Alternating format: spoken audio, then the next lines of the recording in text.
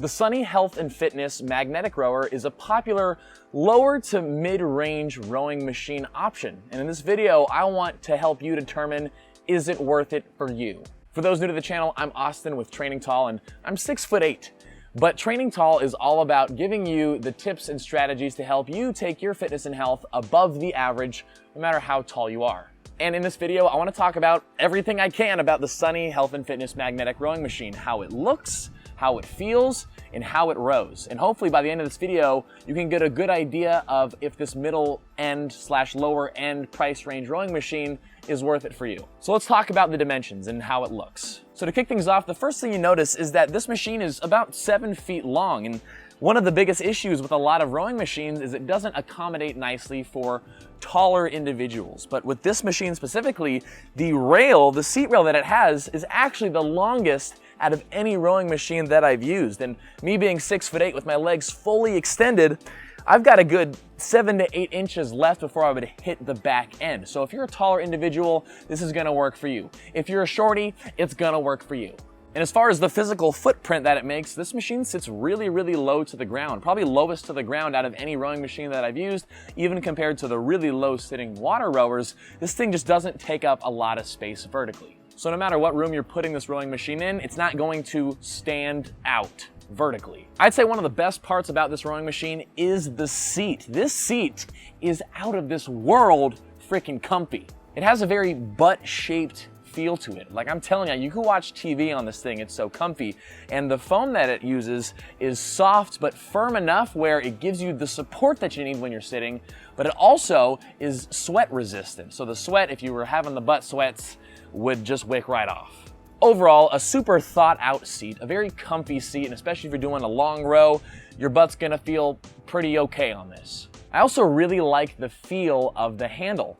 And while it may just be a straight bar, it's not a straight bar of plastic. It has a good, grippy, fairly soft foam around it that again feels very sweat resistant and has just enough cushion to most likely prevent you from developing any sort of blisters when rowing with this for a long period of time. The handle itself isn't too narrow. I would say it might be a little better if it was maybe an inch or two wider on each side to accommodate those with broader shoulders, but it's not going to hinder your rowing stroke. Now, when it comes to the foot plates on this rowing machine, I'm not gonna sugarcoat it. These things are pretty cheap plastic, and the way that they pivot is not very ergodynamic for rowing, and I'll explain that a little bit further, but these foot plates are also not adjustable. You can tighten your feet in, but if you're someone who has smaller shoes, you might find that the strap placement is a little bit too high on your foot, and if you're someone with bigger shoes, like me, you might find that the strap actually sits pretty low on your foot and just feels a little strange. And there's no way to move that up or down, so you're kind of stuck with what you got. And again, with this cheap plastic, if you pushed hard enough against this thing enough times, you could potentially bend, warp, or even break it. So it definitely lacks the foot plate durability of other rowing machines. All right, so now let's get into how this machine actually rows. How does it feel to row with it?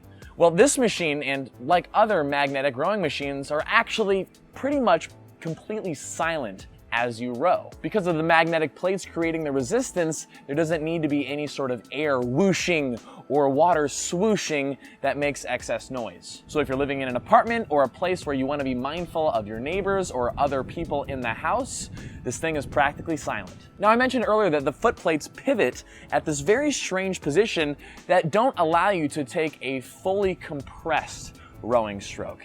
You see, when you're taking a fully compressed rowing stroke, the goal is to get your knees over your ankles for the most part. But because they pivot at sort of the midfoot position, if you were to compress knees over ankles, your toes end up pointing downwards. So you're not able to get that optimal quadricep stretch, that optimal leg compression. And so instead, you're sort of stuck to keeping your heels down and getting more of this 3/4 length compression stroke. And even if the foot plates didn't pivot, you still wouldn't be allowed to get that because the machine itself here hinders you from reaching past sort of that set 3/4 position. You can see right here, my handle is already fed into the machine.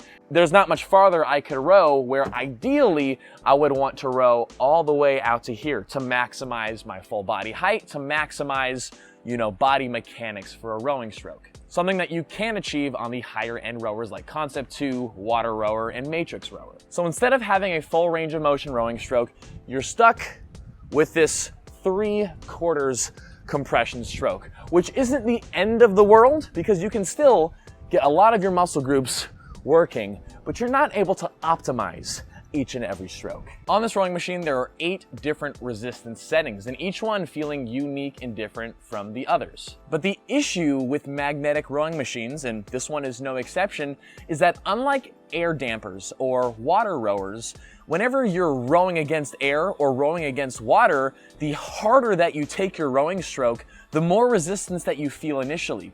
With magnetic resistance, there's essentially a constant force that you feel that you can break through if you're stronger than the resistance itself. And what I mean by that is if I have this on the maximum setting and I row as hard as I take one stroke as hard as I can, if I was on a Concept 2 or a WaterRower, that stroke would feel extremely heavy at the very start, and then I would accelerate to the finish. On this rowing machine, if I'm strong enough, I can just break through the heaviest resistance possible. And so if you're a stronger rower and looking to really progress yourself further, you might soon find out that you outstrong this rowing machine. And so in order to really feel the maximum tension from each stroke, you actually can't row as hard or as fast as possible. You have to slow down your rowing stroke and row a little bit slower like this in order to really feel the resistance throughout. And that's not necessarily conducive to being able to perform high intensity workouts or improve or progress your rowing performance. One thing that you will notice on the higher resistance settings like 6, 7, and 8 is that the magnetic plates sort of reset each and every stroke. It doesn't feel very continuous. As you come up to take the next rowing stroke, you can feel the plates sort of stop, and as you drive back, sort of reset. And so it doesn't feel extremely fluid to have that sticking point, that reset point each and every time. Now, how does this rowing machine track your actual rowing performance? Well, I hate to break it to you, but the monitor here is actually very simple and lacks a lot of the metrics that you would want to use if you're looking to improve your rowing long term or use rowing as an integral part of your fitness routine. This rowing machine only shows you your stroke count, the time that you've been rowing, and an arbitrarily determined calories burned. Which, who knows, that calories burned can be based off of anything because it's not taking into account your body weight, your body size, your fitness level, etc. So really this thing only tells you your stroke count and how long you've been rowing for. It doesn't even tell you your intensity or your speed. How are you supposed to track your progress long term if you don't know how fast or how hard you're rowing? With the lack of being able to see your intensity or even see how many strokes per minute that you're taking, it makes it almost impossible to follow any sort of guided rowing program unless that's a video follow along workout, which I do have plenty of. So let's summarize the pros and the cons and let's come to a conclusion. This rowing machine is extremely affordable for those looking to try rowing that are on a budget. This machine accommodates individuals of all sizes, yet still doesn't take up a lot of space. The seat on this rowing machine is unmatched comfy. It has a great handle for preventing blisters on your hands. When you're rowing, this machine makes virtually no noise at all. And as far as the cons go, this machine doesn't allow you to take a fully compressed rowing stroke. It limits you to more of a 3/4 full stroke. The plastic foot plates on this thing are very flimsy, and if you rowed long enough and hard enough, you can most likely bend or break them. These magnetic resistance settings might be challenging for those that are beginners or those that don't have a lot of experience with exercise, but over time you might find that you can out-muscle the resistance itself. Due to the simplicity of the rowing monitor, it makes it virtually impossible to track your progress, track your improvements, or follow any sort of workout rowing plan. So my final thoughts on this rowing machine: I'm gonna be completely honest, I definitely think it's worth saving a few more $100s to purchase one of the higher end rowing machines. Unless you're looking to use this machine as maybe something to use as a quick timed interval in the midst of some sort of circuit training workout, where you're not necessarily focused on improving your performance or using this machine a lot, you're just using it for an interval here or there, it can be good for that, a good way to add in a little bit of cross training.